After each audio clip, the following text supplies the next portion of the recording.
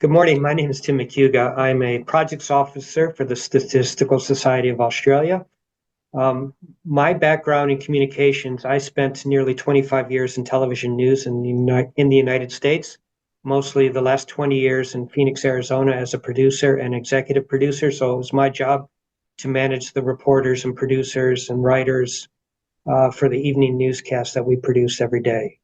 And then I moved to Australia about 10 years ago, and since then I've been working in the research communication space.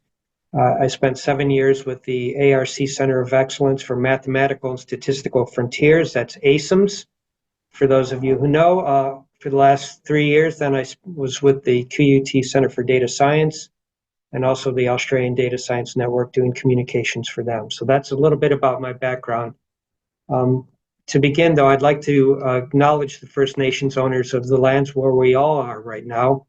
For me, I'm in Brisbane or Meanjin, so I would like to acknowledge the Turrbal and Yagara as the First Nations owners of this land. I pay respects to their elders, laws, customs, and creation spirits.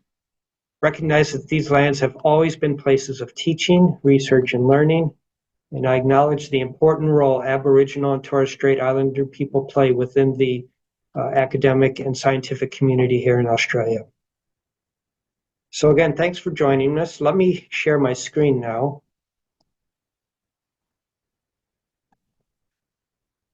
And we'll get going.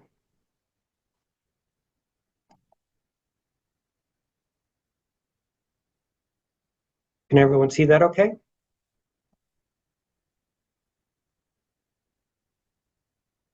Okay, so before I moved to Australia, I lived in Phoenix, Arizona, as I said. Phoenix is one of the fastest, if not the fastest growing city in the United States.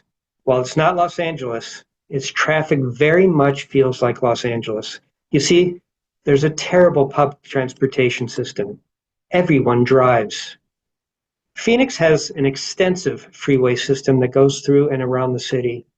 Those freeways are 4, 5 lanes, and even like what you see in this image on the right, 6 lanes wide.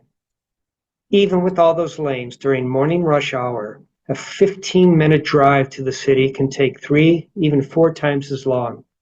During the evening rush hour, it's just the same. Arizona is in the southwest of the United States, and getting to and from work really was the wild, wild west of driving. There is an exception, though, for drivers who get to use the HOV lanes. HOV stands for high occupancy vehicles. They're also known as carpool lanes. Here in Australia, they're generally called T2 lanes. In the image on the right, it's that lane on the far left to the left of the solid white lines. You can see the cars are a bit more spaced out. Drivers aren't having to hit the brakes and stop and start as much. Generally, things are moving along much easier. The idea is to encourage drivers to team up with others, like a coworker, so they're not driving alone. So if you have 2 or more people in a car, you can use the HOV lanes and your commute to work is much more reasonable. You're not stuck sitting with all those other people driving by themselves in those other 4 or 5 lanes. Like any system, though, some people try to game it. They even put dummies or mannequins in their cars. I'm not making this up. So really, what does traffic in Phoenix have to do with you? I want you to imagine for a moment you're sitting in one of those cars in the regular lanes. You're thinking, why am I sitting in this traffic?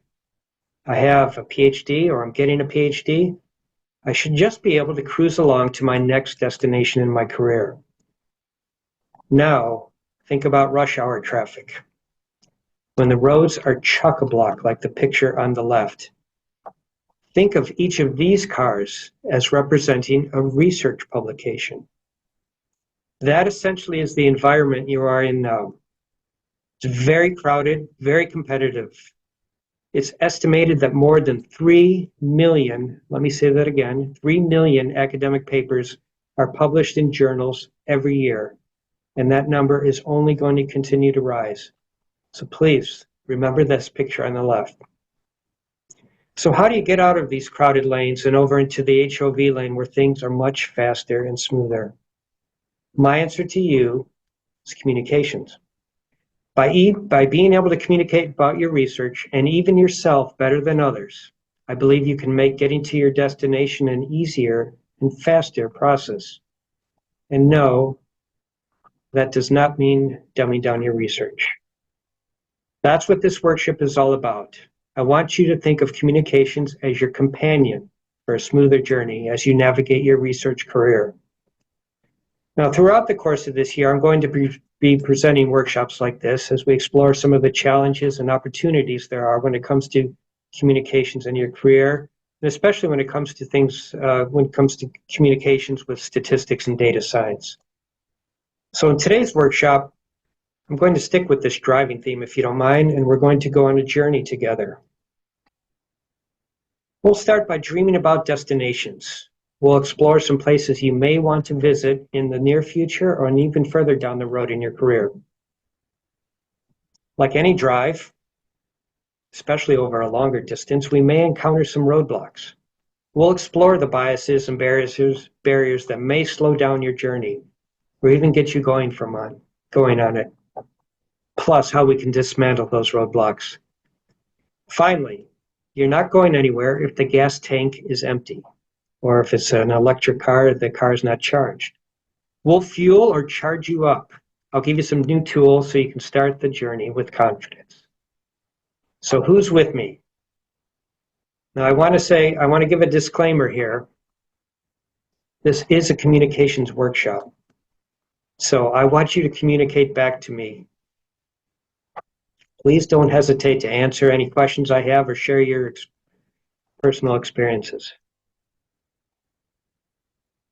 So let's get started.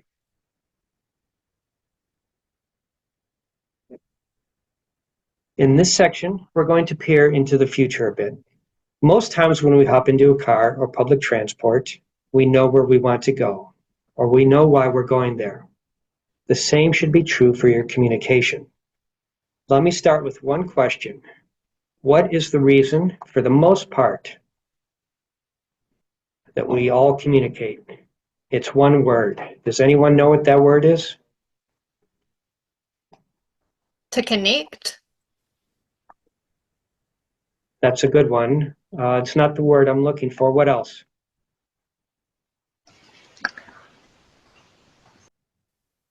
Share. Any more guesses? Sell. Convey the message. Unity. Unity. Yeah, these are all good themes. Let me tell you what that word is. It's change. We communicate to affect some type of change. So having said that, in the chat, can you put maybe some common reasons why, some common everyday things that we communicate for change? What are some of those changes we may want?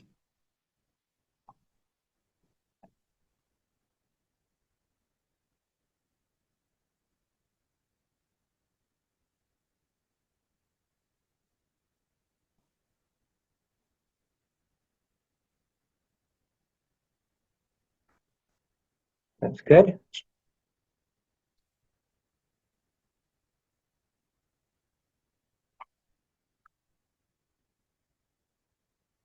Okay, so like Kelly is talking about exercise. So we're talking about change in behavior, relevant updates, or sharing new ideas. So that comes under the heading of sharing, sharing to inform people. People take action in healthcare. Exactly. We're asking for a change in behavior, changes in perspective. Exactly. To increase visibility.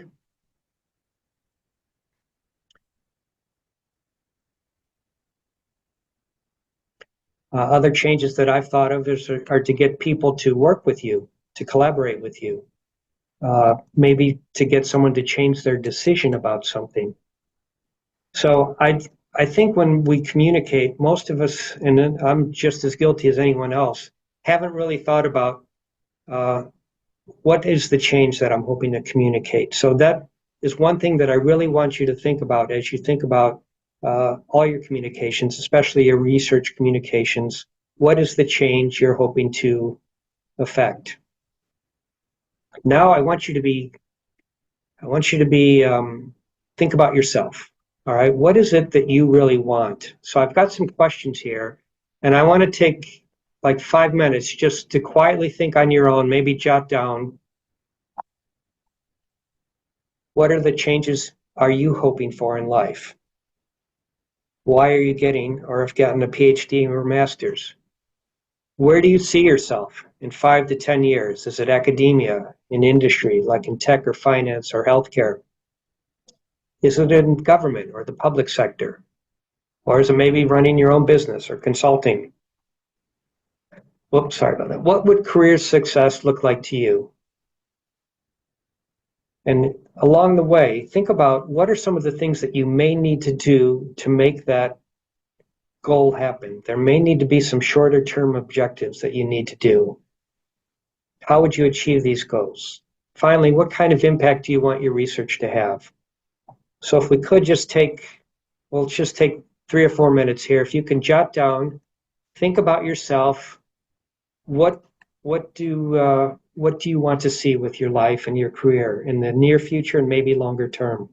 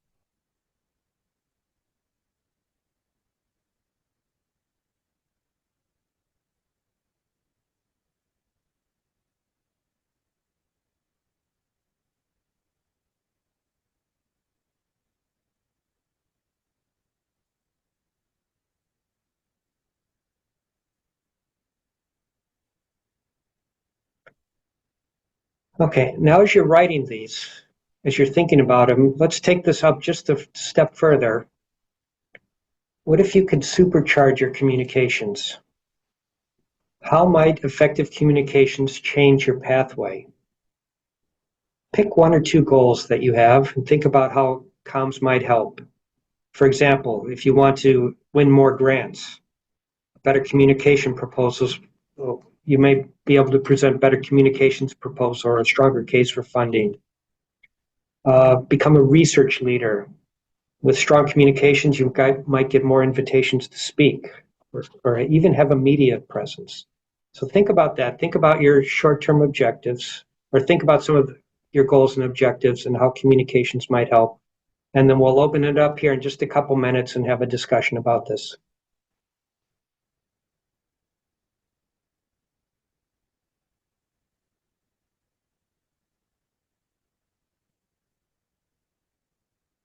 Okay, I'll open it up here. Does anyone want to share maybe what their goals are and how communications might be able to help those goals?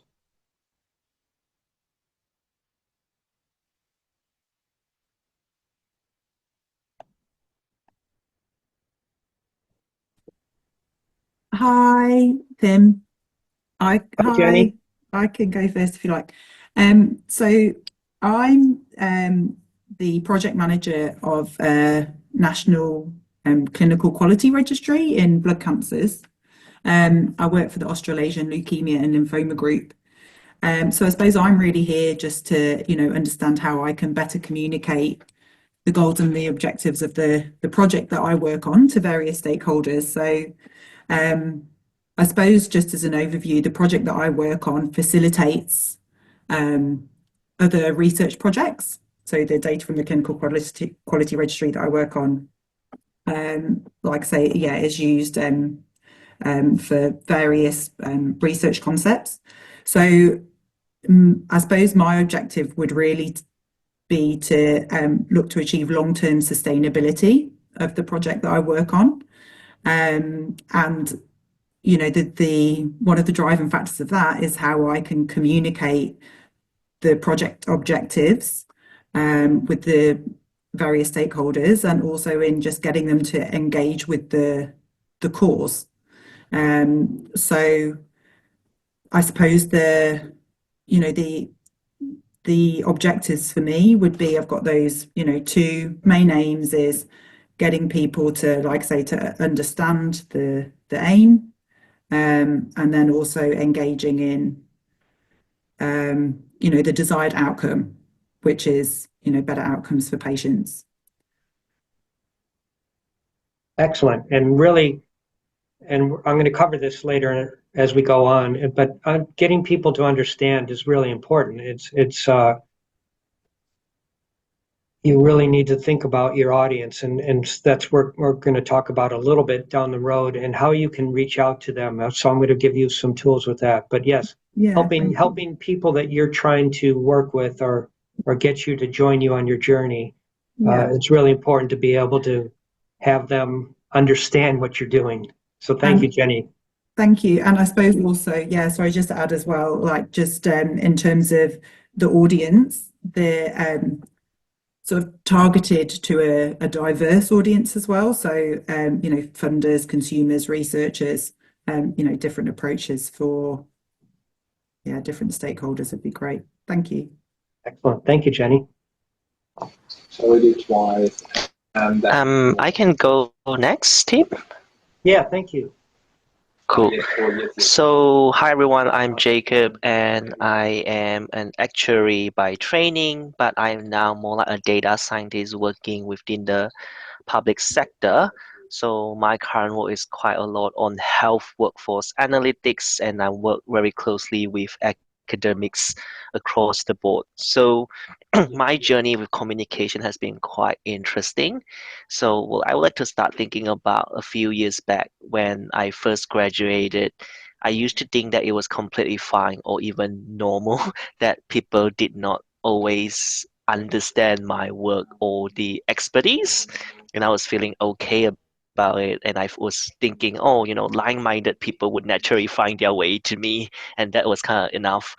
But over the years, I have started to find like real joy in seeing how my work connects with people or impacts other areas.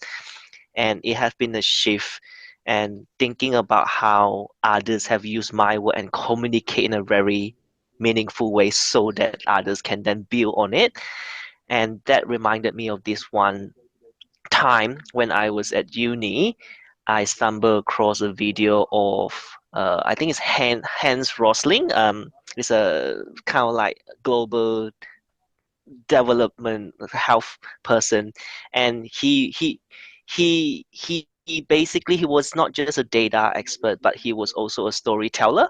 And I remember there was this video of him in just 4 minutes. He explained the kind of relationship between, I think it was life expectancy and something else, like two variables across 200 countries, and then 200 years in just 4 minutes, and then into something very meaningful and powerful. And then I was like, wow, so you can do that with data. And then that kind of started my journey thinking about, so what can I do with my data and my work? And it just made me realize just how powerful well communicated data can be. Like when you do it right, it doesn't just inform, but it changes how people sees the world and make them kind of want to act on it and things like. So that's one of the things as well. Like when you ask about the changes, for me, it's like, oh, changes in perspective. This new data or being communicated well, it changes my perspective, and it makes me feel like, oh, I can do more about that, and then etc. So I think that has been something that I've been trying to work on in my career right now, to how to be a better storyteller or communicate better with others. Especially my work is very technical, it's always that, balance between, sharing the details and communicating the important things. So I think that's what I can share, I suppose. But yeah, thank you, team. Thank you, Jacob. Mansoor?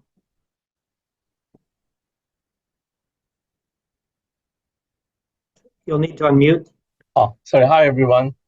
My goal is similar to Jenny and Jacob. So I used to work as a biostatistician in MCRI and recently switched to public sector now, where I work with a lot of government stakeholder. So as a biostatistician, we get technical whenever we communicate our stories, right? But now I have to tell the story in a plain language so that they are engaged in the research findings or the importance of that research in changing government policy. So I guess because that's probably where my goal is at the moment, to translate what I do in a very plain language that can be communicated to stakeholder or even like a general audience. Because as an academic, we tend to explain things in a more technical way, and we always are within our colleagues who understand before even we say they understand. And I can see Fiona is laughing because I've worked with her for almost 8 years, so she understands that as well. So yeah, and it's good to see Jenny and Jacob probably share the same experience. Yeah. Awesome. Thank you for sharing that. We'll do one more. Lisa? Hi, thank you. I relate to everything that's already been said. I work in Burns research in clinical environment, have done for about 15 years. And I'm always looking for ways that I can put over the importance of what we do, and actually what we do and what our findings are and why it's important to do more, in the hope that, people are going to give us more money to continue doing what we're doing. So that's a goal of mine. And anything that visualizes our findings and the stuff we do, and basing our pitches, if you like, around stories, I think is really important. And my boss is particularly good at it. She's got like a little bank of stories. Nice. and they come out, like in various orders, in various circumstances. But yeah, you can kind of see it once you've listened to her talk a few times. That she's been very successful in getting us to where we've got today. And I've worked for her for 15 years now. We just need to continue, and I want to put forward the best ways to do that. So I can kind of relate to everything that's gone before. Awesome. Thank you. So the point of this first part of this workshop is I want you to get thinking. There are a lot of organizations that even just communicate, and they're not thinking about why they communicate. So, and that holds true for a lot of people as well. So I want you to think about yourself and really think about, when it comes to your communications, why are you doing it? What is it you're hoping to achieve? And if you think about that, it helps you focus your communications, and it makes it a lot easier. And the other takeaway from this first part that I want you to think about is that a lot of my discussions when I have with people about communications, it's like this extra thing to do, and I don't want you to think about it that way. I just want you have technical skills, you learn things along the way. I just want communication to be another one of those tools that you have that allows you to keep going and to achieve your objectives. So that's really why I wanted to have that first part of the discussion. So now that we've done that, I want to explore something else. I want to talk about the barriers and biases. And with my road analogy, we'll use roadblocks that may be keeping you from communicating your research. So I've been working with researchers, as I said, for about 10 years now. I've had many discussions with researchers about, how they can communicate, why they should communicate. And I've heard a lot of, I don't want to say excuses, but reasons why researchers may not want to communicate or just can't get going on that road to communication. So I've compiled a list of 10 barriers and biases that I've commonly heard over these 10 years Let me go through with them and see how they resonate with you. Takes too much time and effort. So the effort versus impact doesn't always feel worth it. It's not valued or rewarded. And in some sense, universities don't prioritize it. It's not a KPI. Not sure what to say. This is something I hear a lot. I'm not sure what to say to a wider audience or whether their research is interesting enough. I don't want to boast.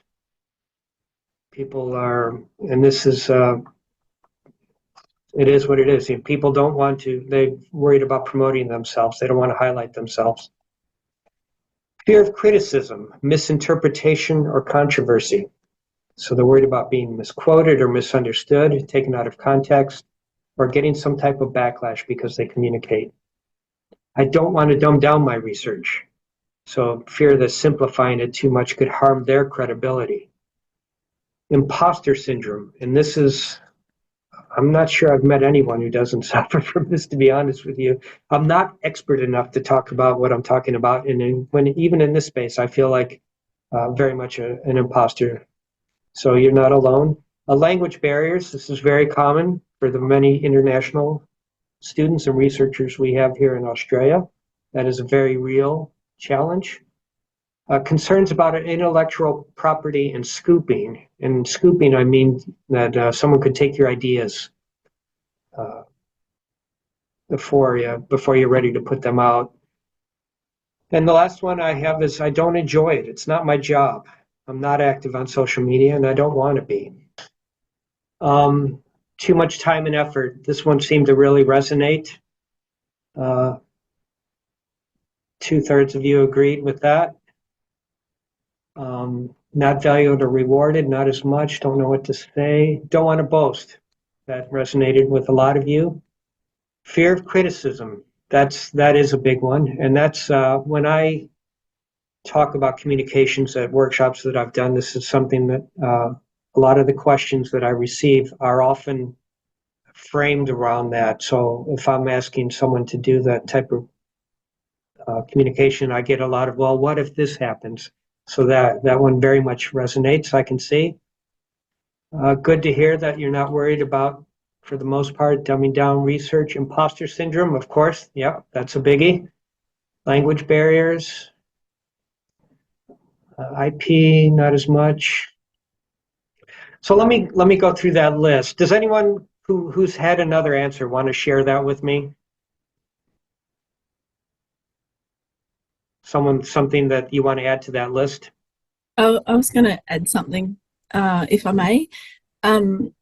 So I'm a dietitian by background, and I often get asked to do a lot of media, and sometimes I decline because I don't want people to get sick of me, if you know what I mean.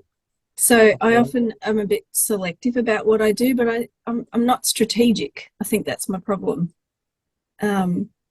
So I'm kind of paralyzed a little bit by, well, it's an opportunity, but do I want it? Is it important? Do people get sick of me?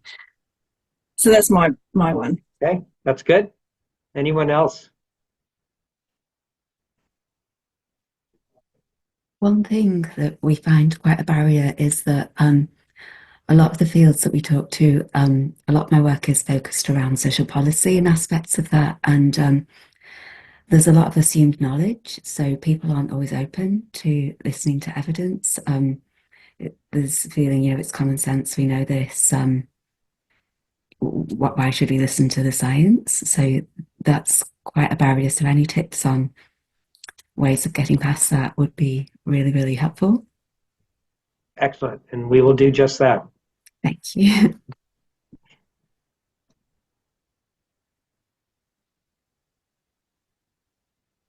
Okay, well, I appreciate you all taking time to share your thoughts, and that this is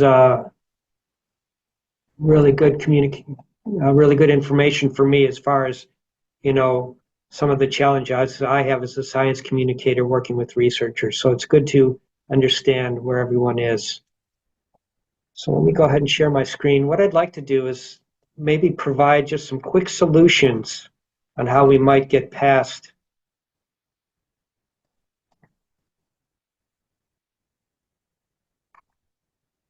some of those things.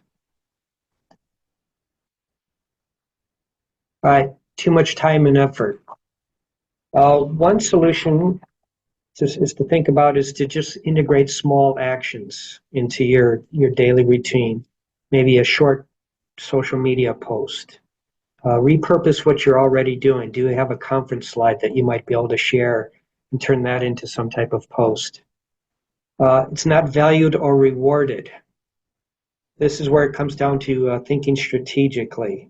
Well-communicated research, think about well-communicated research being able to attract funding or collaborations, or to highlight your impact in grant applications or promotions. Don't know what to say. Coming up in this workshop in just a few moments, I'm going to show you some simple storytelling frameworks. So hopefully I'll be able to help you with that, because that's an important one. You don't want to boast.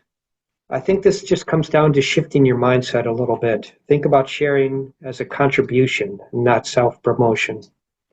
A fear of criticism, misinterpretation, or controversy. This comes down to controlling your message a little bit. Keep explanations clear, accurate, and audience-friendly. And set boundaries on where and how you want to communicate. Don't want to dumb down my research? Don't think about it as dumbing down. Think about it as translating your research. I've done communications workshops where I've had researchers from different fields, and they're all very smart people. They're PhD students or above. So it's not dumbing down, but someone in biology may not understand what someone in mathematics is doing. So you need to translate that type of research. Imposter syndrome.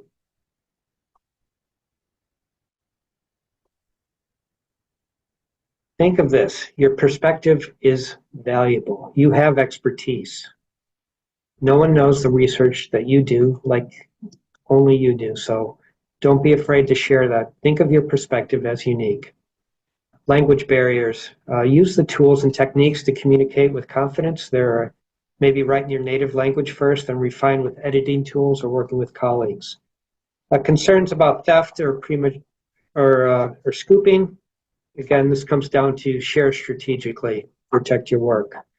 Talk about the big picture rather than specific unpublished details. I don't enjoy it, it's not my job.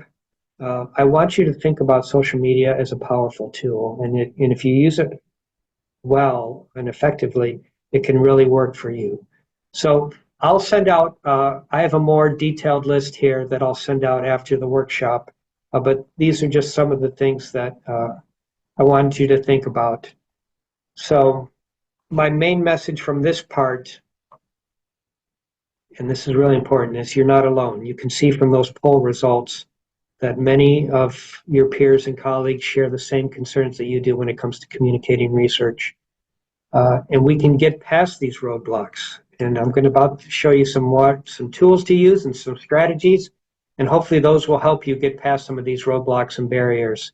And if you can get past them, I think the road really opens up for you as far as, thinking about those goals we talked about in the first place, or those objectives. So why don't we take just a 5-minute break, just so you can stand up. If you need to run to the restroom or get a drink of water, go ahead and do that. And then we'll start in on the next section. And this is where we'll go over some of the tools that I'm talking about. So what I'm about to cover in the workshop is what I usually cover in a communications workshop. The first part I usually don't, but I thought it was important that it's one thing for me to just give you tools and techniques to use and new things to think about. But if you're in a place where you don't feel like you can communicate your research, or you don't want to communicate your research for whatever reasons that we discussed in those biases and barriers, then all the tools I can give you, don't do any good.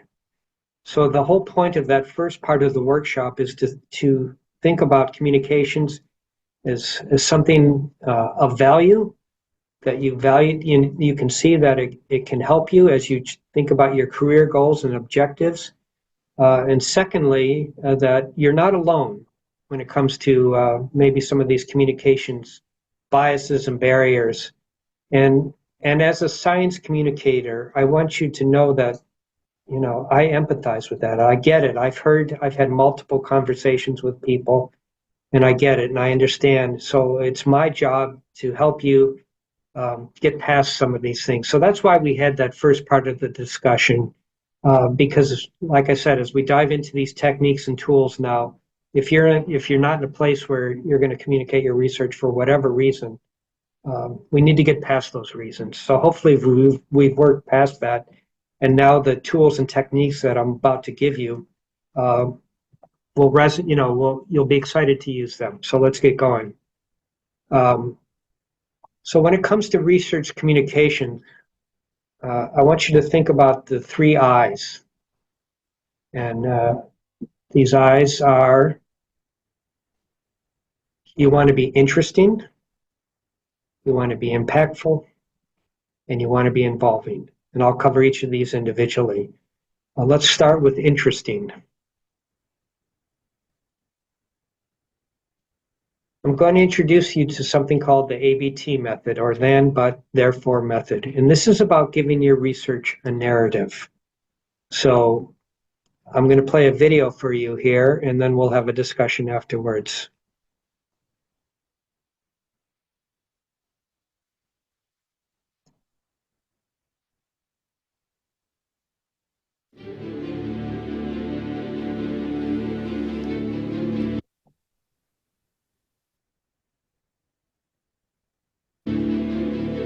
In a world filled with critical challenges, science holds the answers we need to tackle these problems. But communicating science so that decision makers and the world will listen and engage, that is hard.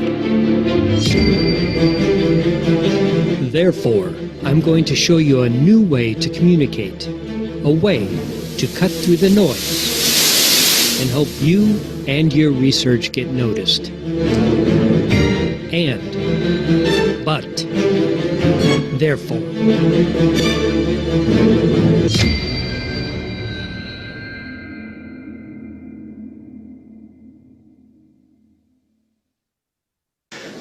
A bit dramatic? Well, hopefully I at least have your attention.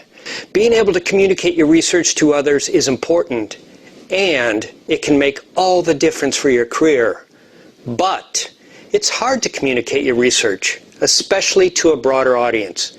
Therefore, you need a tool, a formula, if you will, to be able to do that better and more effectively. That's what I'm going to show you now.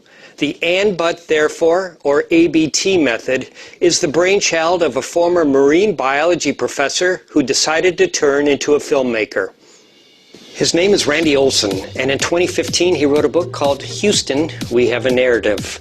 The title is a takeoff from the famously misquoted line from the Apollo 13 mission to the moon when there was an explosion on board the spacecraft. Houston, we have a problem. Misquoted though, because that's not exactly what they said, but that's a whole different story.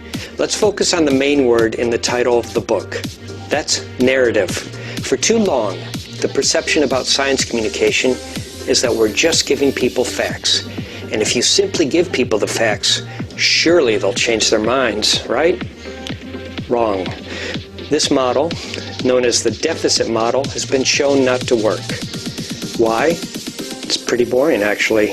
And it makes no effort to connect with or engage the audience.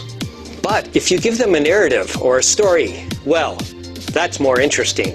So how do you get into storytelling mode, especially when trying to communicate complicated research? Here in a nutshell is the ABT method or formula. We start with fact 1, something that is true and observable. And then we put another fact in there, something else that is true and observable. Now things get interesting. We're going to introduce the word but. And this is where you're introducing conflict, a little tension. What is the problem you're trying to solve? Finally, therefore. How is your solution going to solve this problem? So how did I do that with the movie trailer off the top? Let me show you. In a world filled with critical challenges. Science holds the answers we need to tackle these problems. We could easily reword it just a bit to say, the world is filled with critical challenges, and science holds the answers we need to tackle these problems. Let's keep going. But communicating science so that decision makers and the world will listen and engage, that is hard. But communicating science so that decision makers and the world will listen and engage is hard. Therefore, I'm going to show you a new way to communicate, a way to cut through the noise and help you and your research get noticed. Therefore, I'm going to show you a new way to communicate, a way to cut through the noise and help you and your research get noticed. Okay, so now what I'd like to do is have you pair up, and we have breakout rooms, so if you could just pair up with someone. What I want you to do as you pair up is pick one of your abstracts. So as you pair up, pick one abstract. Ask yourself, what are the ands? Then, what is the but? And then, what is the therefore?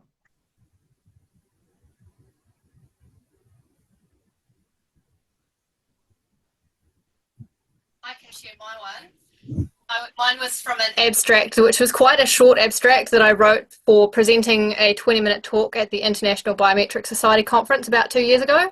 So mine reworded would be, sensory data has a reputation for being variable, and this can make it challenging to distinguish between products and explore relationships. But this is often compounded by bad data management practices and stakeholder challenges. Therefore, I'll share how I've managed those data challenges and the stakeholder challenges to get the required information about products ready for launch. Good. What did you think about the method? Does that help you think about your research as far as being able to tell it in a narrative type of way? Yeah, when we were discussing it, I think the key thing was that both of us had the information there, but it wasn't really obvious. And the takeaway to the reader or the listener in terms of why should they read your paper, why should they come to your talk, was missing. But adding that therefore, I think, was the biggest part for us. And that is why should someone interact with your research? Why should they care enough to go listen to your talk? So I think adding that, it did make it clearer as to why someone else would want to engage with it. Brilliant. Well done. Thank you.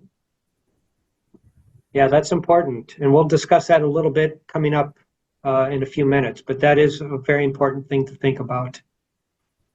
Anyone else?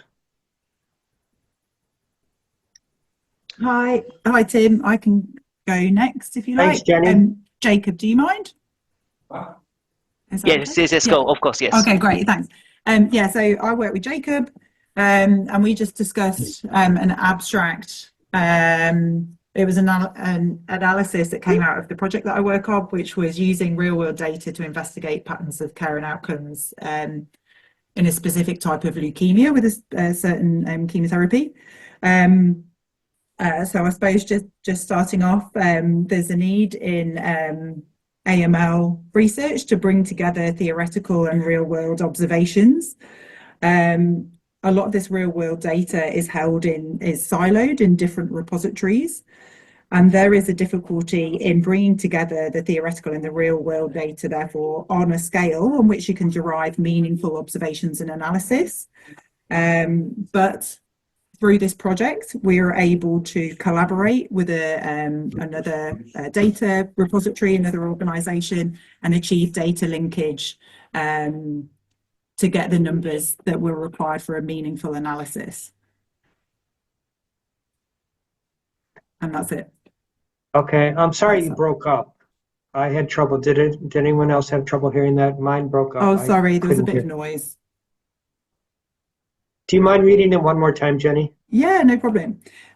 So the abstract was an investigation into therapies in a specific type of leukemia. So yeah, like I say, there's a need in the AML space to bring together the theoretical research with real world observations. And the real world data is often held in different repositories and is siloed within different organizations. And there's a difficulty in bringing that data together through that siloed nature of the data. And a difficulty in getting the number of cases that you need to be able to derive meaningful observations. But through this project, we were able to link the data sets and collaborate with different organizations to produce a meaningful analysis. Okay. I would say it sounded like your butt should have came just a little bit earlier. But the problem is all that information is in silos. So you want your butt to be, what is the conflict? What is the difficulty that you're running up against? And then therefore is your solution on how you're going to get past that. And so I would have moved the butt up just a little bit, and your butt almost sounded like the therefore. What do you think? Yes, thank you. We were discussing this. I was having this conversation with Jacob because I think I actually felt like it was really hard to get the facts in before you're kind of coming in with a conflict statement. I feel like, I think a lot of the facts, I was kind of starting off with the difficulties. But yes, that makes sense. Maybe I need to kind of bring that tension in earlier. Yeah, to me, the butt was the problem we're up against is everything siloed. So that to me seemed like the big problem. And then your solution is how you're going to work around those silos. Does that sound okay? Yes, thank you. Okay. But yeah, I think the method is fantastic. I just obviously need to work on it a bit, but I'll definitely keep that in mind. Yeah, thank you. Awesome. Anyone else? I can share one that myself and Fiona talked about. Thanks, Matt. So just some background knowledge. I have a prospective abstract that I'd written that I read out to Fiona, and I'll read it as it was written and then discuss kind of a bit about what we said in terms of ABT in terms of what it meant. So my abstract goes, every day Fonterra, which is the company I work for, dairy company, uses results from analytical tests to quantify the performance of products. Occasionally, there may be a business need to replace or upgrade existing test methods or create new tests entirely. The purpose of this may be to better detect variations in performance and or between products, or have confidence that a product is in spec. In this presentation, the research stats team will explain the process of developing a new analytical test method from a statistical perspective and outline what best practice looks like to ensure that a new method is repeatable, reproducible, and fit for purpose. Sorry if I went a bit fast there, but what we sort of defined is that I kind of had three sort of fact statements and not really a good but statement, with the therefore kind of being that we were going to show as the stats perspective about how we think method development should be done for best practice. Okay. What were your three and statements? Sorry, going back. So that the company uses results from analytical tests to quantify the performance of products. That the need to replace, or that there will be occasional needs to replace some of those tests, and the reason for replacing tests could be to better detect variations in performance. Okay. Or gain confidence. And you're therefore? Therefore, we're going to show what best practice looks like from a stats perspective. Okay.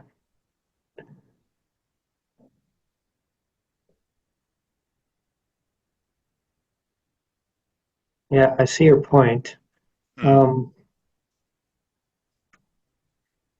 Is there a statistical challenge that you're overcoming?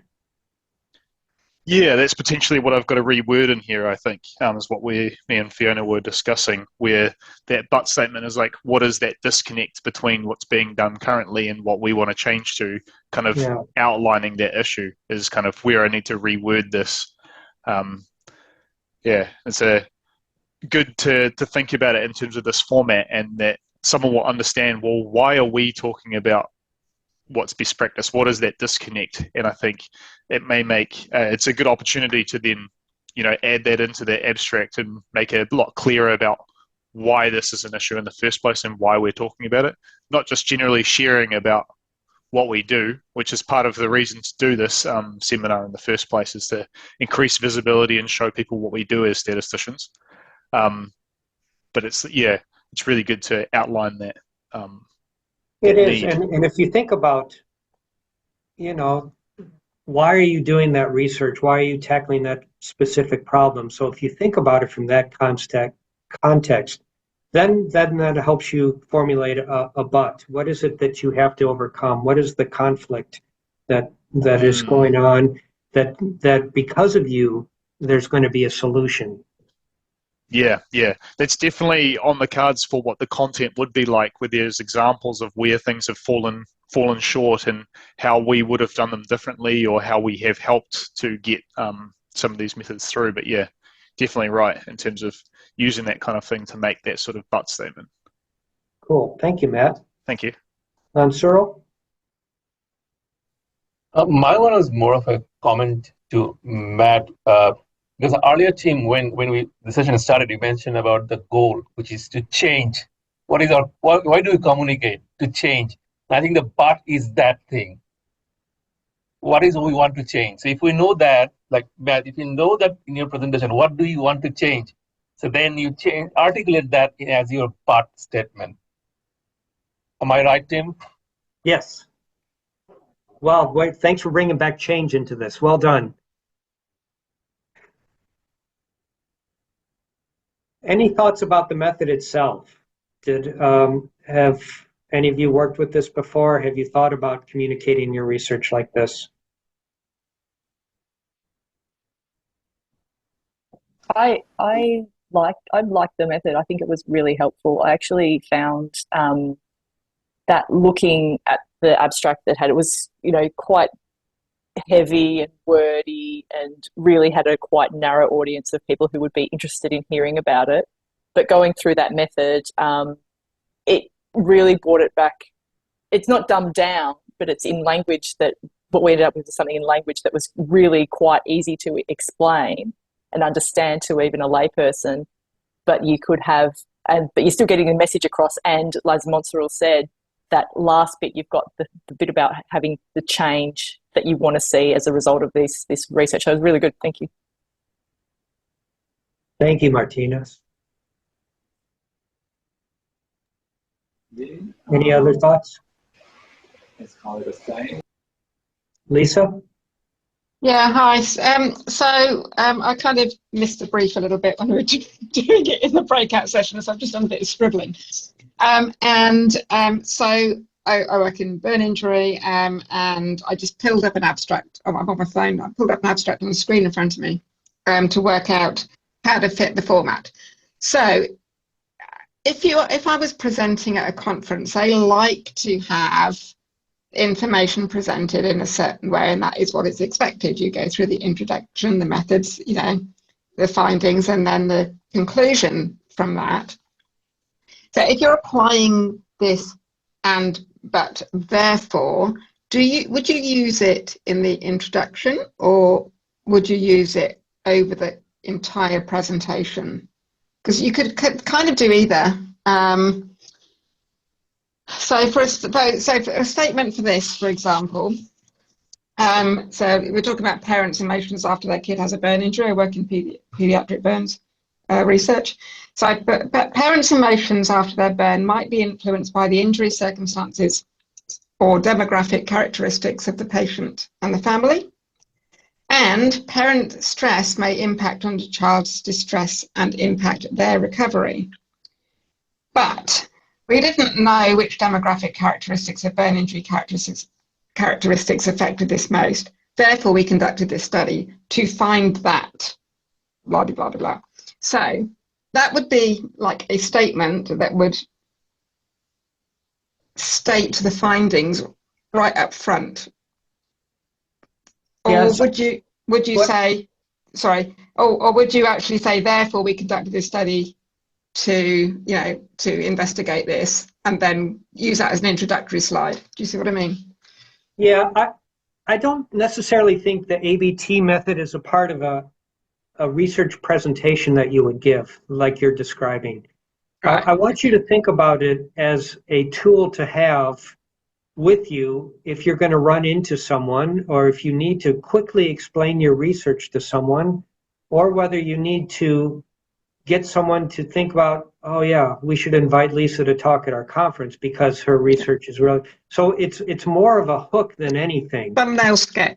Yeah, so, Okay, cool. and I'll talk a little bit about this, but I'll tease it now that it's good to have a few ABT statements for different audiences. So think about your research and think about who you want to communicate that research to. And if you are wanting to reach different audiences, one ABT statement may not resonate with all of them. So it gives you a chance to think about what are the things that they know. So what are the ands that that audience knows, so that you're connecting. The point of the and is to connect with that audience.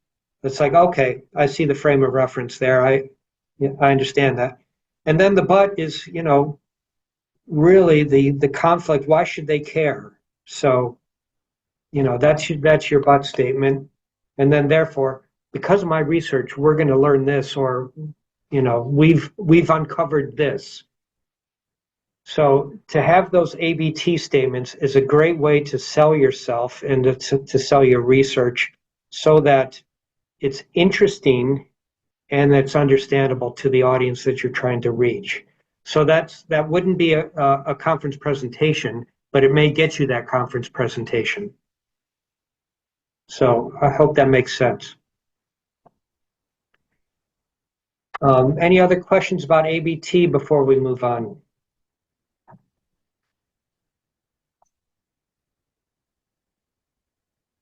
All right, well, let's move on then. Hi, sorry Oh, for go ahead. later. So in ABT, I'm pretty clear about the but and the therefore.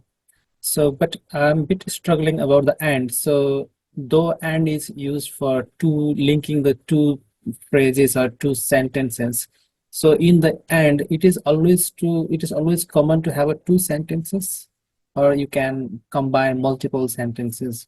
Yeah. You can combine multiple things. The goal is to think about whatever the audience is, the ands are what do we know already, and that they would understand that. We know this, and they would understand that, okay? And we know this.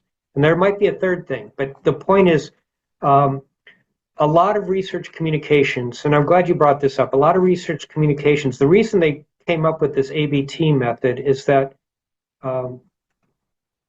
a lot of research communications would be, we know this, and we know this, and we're doing this, and we have this method, and it's a string of ands. And if you hear someone talk in a string of ands, it doesn't get very interesting. By getting the but in there, you can then go, oh, okay, there's a little, you're giving it a story, you're giving it a narrative. So think of it, the ABT, as a narrative of your research. And the goal is to make it interesting. So that's the point of the ABT method. I hope I answered your questions, but you really want you to be your ands as a way to initially connect with whoever it is you're speaking to or writing to. Yeah, thank you so much. Yep. Okay, so let's move on.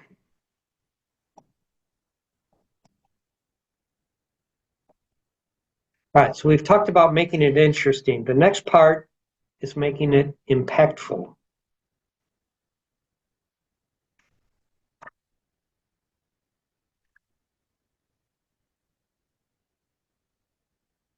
All right, so what does that mean?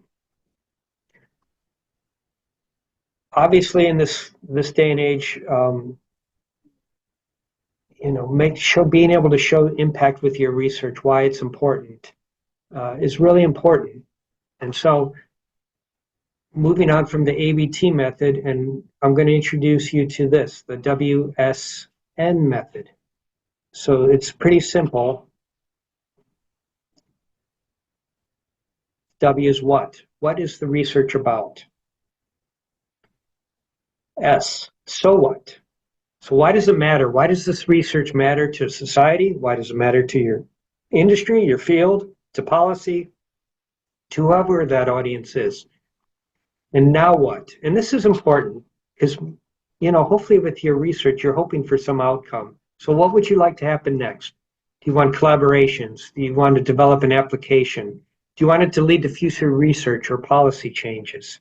So that, in a nutshell, is the WSN method. I didn't create a video for this because I thought it was pretty straightforward. But so what I'd like to do, and I would like you to get back into the breakout rooms that you were. I hope you remember the breakout rooms that you were in. Pick the other person's abstract, or just pick, in some cases, if you don't have an abstract to work with, pick a scientific problem, maybe talk about something that we all understand, like climate change or the pandemic, something like that. And let's write a compelling WSN statement. And then we'll join back again in 5 minutes.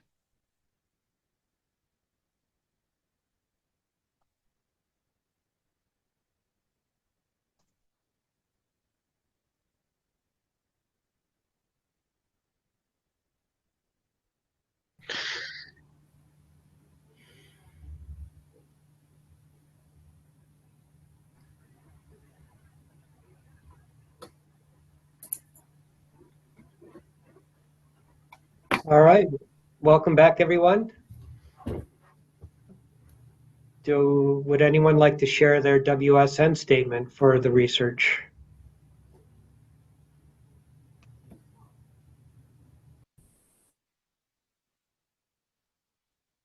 Martina? Thanks. Yes, I worked with Montserrat on this. So my paper was about a new method which has been developed to screen patients who've received cancer treatment to determine the amount of, it's called minimal residual disease, that's still present following the sort of the end of their treatment. So the statement that we came up with, so the research is about determining a new method for MRD, minimal residual disease screening, following patients' recovery from following cancer treatment. So what? This is important to patients as this new method is less invasive because it involves a blood sample rather than the old method, which required a bone marrow sample.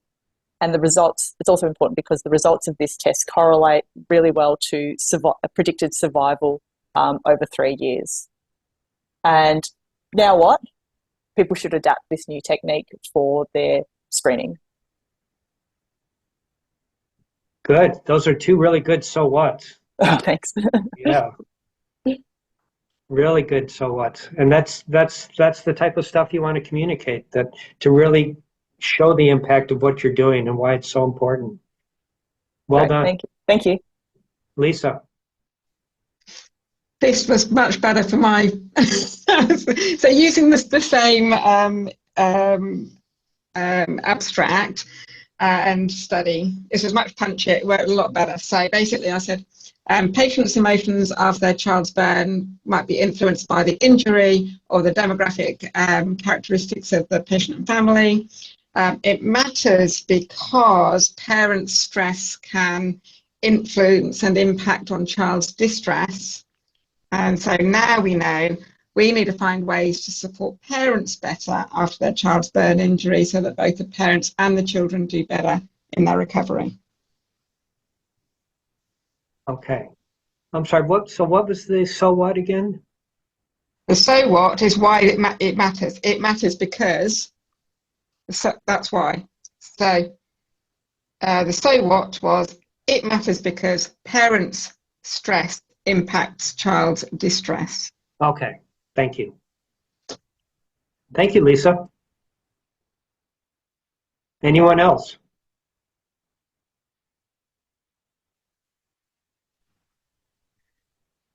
Hi, Tim. Hi, Jenny. It's Jenny again. So Jacob and I were still discussing the same abstract, which was investigating specific kind of treatment patterns in AML. So I suppose the what is that we're comparing outcomes in transplant versus non-transplant cohorts in participants with a non-favorable risk AML. I suppose the so what, why does it matter, is that we want to determine the treatment burden of a transplant on participants with this specific AML, and whether the optimal treatments are being selected for these patients. And then now what? Oh, sorry, I suppose. And then the conclusion was that the data actually confirmed superior outcomes with transplant and unfavorable risk AML. And would that sit within would that still sit within the so what? I think the so what is, why is it important that you determine the optimal treatment? So I guess the question is, what happens if you don't? You know what? You see what I'm saying? Yeah. You're trying to determine. You're trying to determine an optimal treatment. Yeah. And so the question is, so what? What does that mean? So yeah. Because if people don't have that, they're not getting the care they need, or they're wasting time, or they're wasting money. Yes, exactly. Yeah, I suppose so. It's a high resource and high treatment burden treatment on a participant that's possibly unnecessary.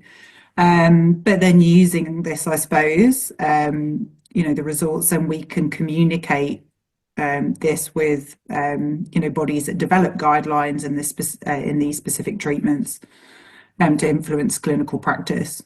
There you go. That's the now what. Great. So the so what, you really want to show why whatever it is you're working on is important. What is the impact it has?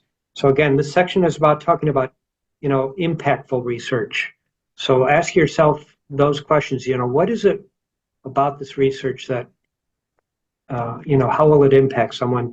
If by doing this research, we'll be able to, get past this problem, or this problem is expensive, but my research will, cut down. So think about questions like that. I hope that clears it up a little bit. Yeah, no, thank you. Yeah, definitely. Thanks. Have time for one more? Anyone? Fiona? Thanks. I'm happy to share one. What we actually did was in a paper that we published last year, there was a string of 5 highlights where we're given the chance to write 5 sentences summarizing the research. So we had a look at those 5 and how that could be made into this kind of a statement. So for the what, women who've used cannabis in pregnancy are often experiencing many stressful events and other types of social health issues. So what? These women have a very high burden of psychological distress and mental health symptoms, and a very high need for a referral for mental health support. And the so what? We need to provide much more holistic prevention and support services to minimise the use and harms of cannabis in pregnancy. So services that take into account stressful events and social health issues as well. Okay.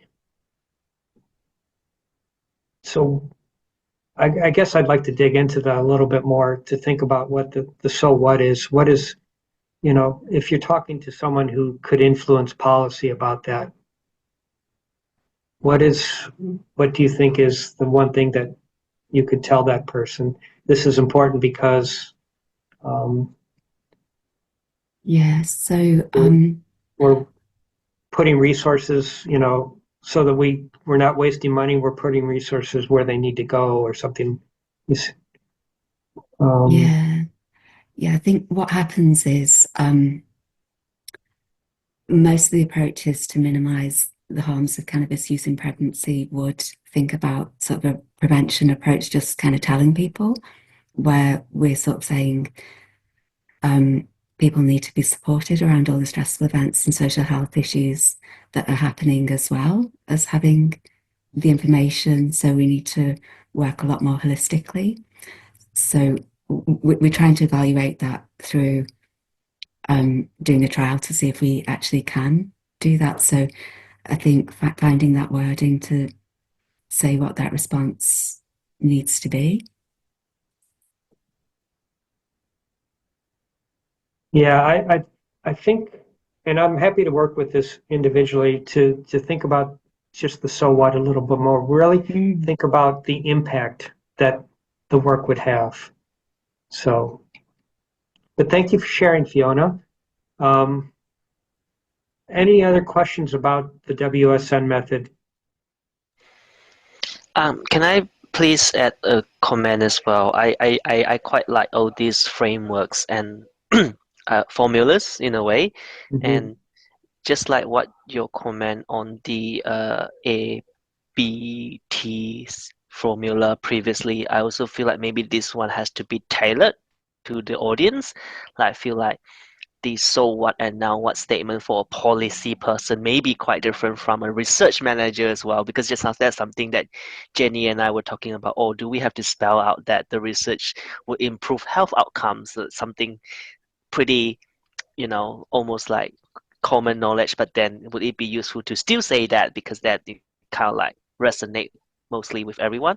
So I thought that was one of my reflections when I was using those formulas as well. I was like, oh, who is this for, and whether the so what makes sense. It feels like it's a formula, but there's no one right answer, I suppose. That's how I would maybe phrase it. Jacob, that's perfect, and that flows exactly what we're going to talk about next. So thank you. But you're exactly right. You're exactly right. So I'll take us through the last section here.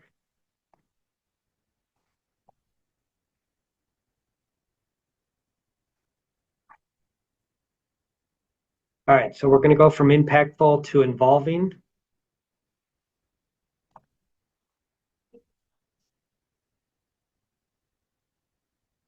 And this comes down to what Jacob's just talking about.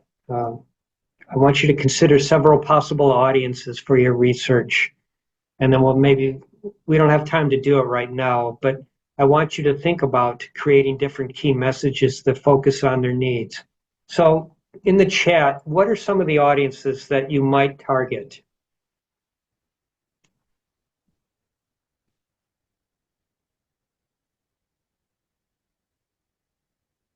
Public? Yep.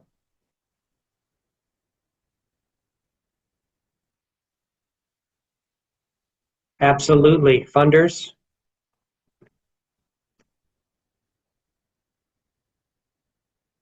Consumers? Your own management team in a workplace, that's right. Exactly. Possible collaborators, other professionals, colleagues. You get the picture here. So there are a lot of different people who you might want to communicate to. And as Jacob alluded to, you're not going to communicate to those people the same way. If you're talking to people in academia, they may be more interested in methodology or what the future research is. Industry really wants to hear about highlight innovation and maybe an application. Government, well, they want to hear about impact, so they're more action focused. The public, you just need to be engaging and interesting, and you want to get past your jargon.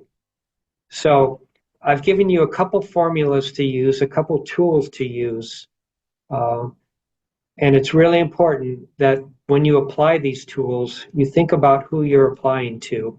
So who do you want to involve? That's our third eye. Who do you want to involve in your research? So you've made your research interesting, you've made it impactful, and now you're getting others involved. And so I really want you to think about your research communications in these ways, to maybe have 2 or 3 different and, but, therefore statements ready to go. Have different impact statements ready to go. Why is your research important? It may be important, it may have impact in different ways depending on who you're talking to. So that is really the point of these tools that I've given you, is to think about who you're talking to, and to be ready to talk to anyone that you think you're going to have to talk to. Is that a possible collaborator? Is that someone who, is that, you know, the ARC, you want them to fund your research? If you can make your grant statements more interesting and to be able to show more impact, that's a big benefit to spending time on your communication. If you're looking for policy change, obviously the government wants to know why, you know, what is the impact on what your research could have.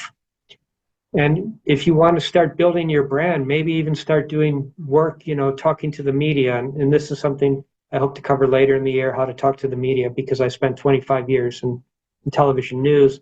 You know, how do you talk to the media? You know, how do you be engaging? So these are things that I all want you to think about as you do your research communications.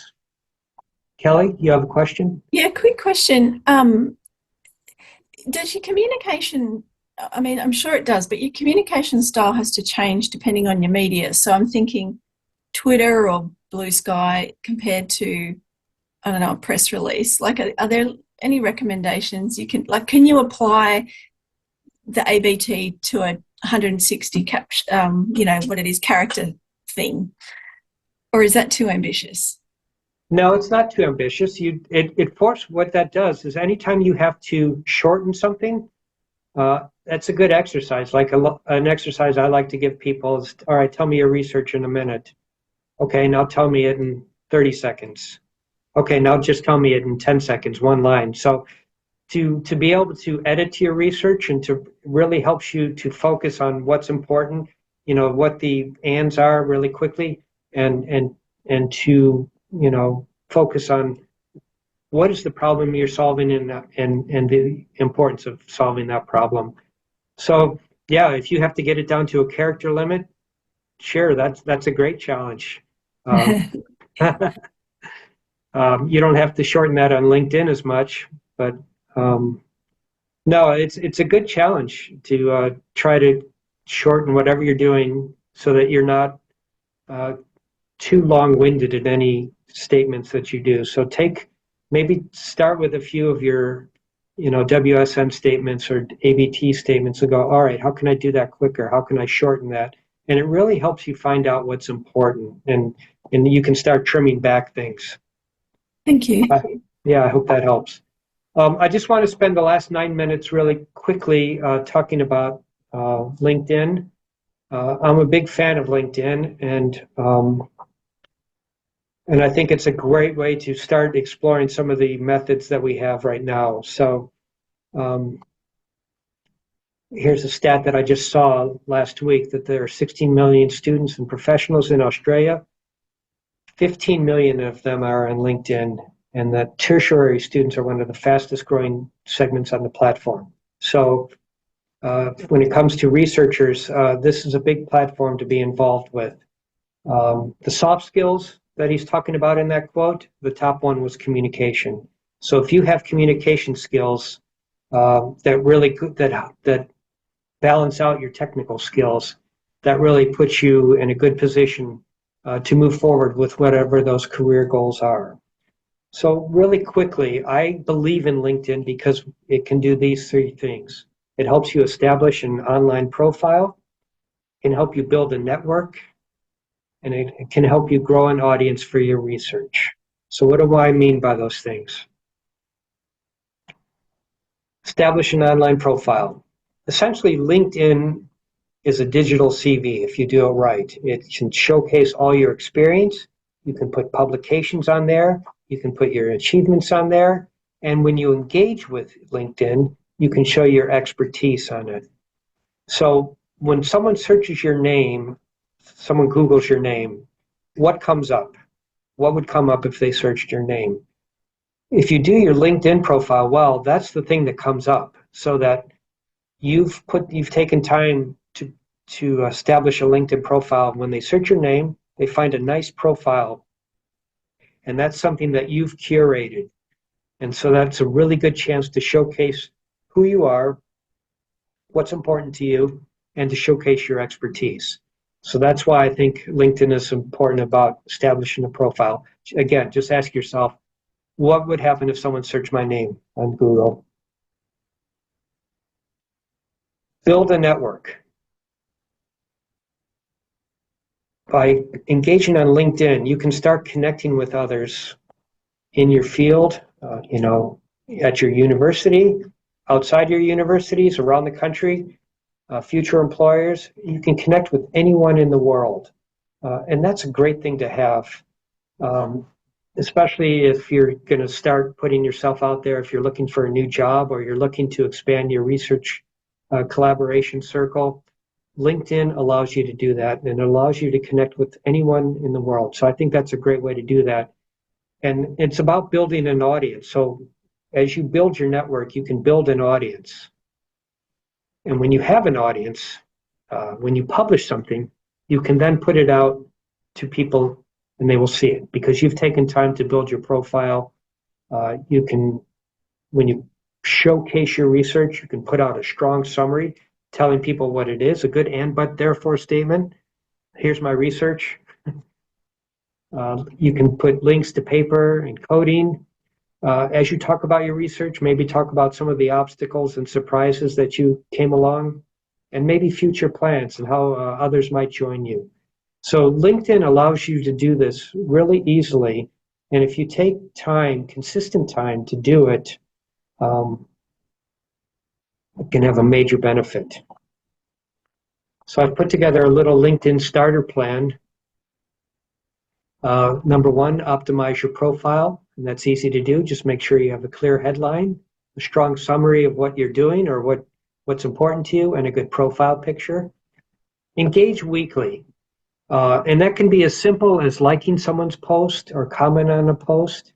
Especially, look for people in your field who are doing cool stuff and then engage with them. Post monthly. So if you're not posting on LinkedIn, just think maybe one post a month. Can I do one post a month? And you can talk about a research update, something in your paper, or even a conference experience. Is there a slide in a presentation that you've done that you would make an interesting post to get people talking about your research? And the final thing is to connect strategically. And this is all about, again, building an audience and making connections to others. And so one thing to do is follow someone that's doing something that you're interested in, someone in your field, and engage with their content, ask questions. So those are things that if you're interested in getting LinkedIn, and I'm a huge proponent of LinkedIn, these are an easy way to engage, and it's not time consuming. So if you think about, if you understand why it's important, it's worth your time to spend 10 minutes every 3 days or something like that. Even schedule in that time. And that over time, if you do that, over a few months, you'll see your audience grow. You'll see engagements grow. So that quickly is LinkedIn.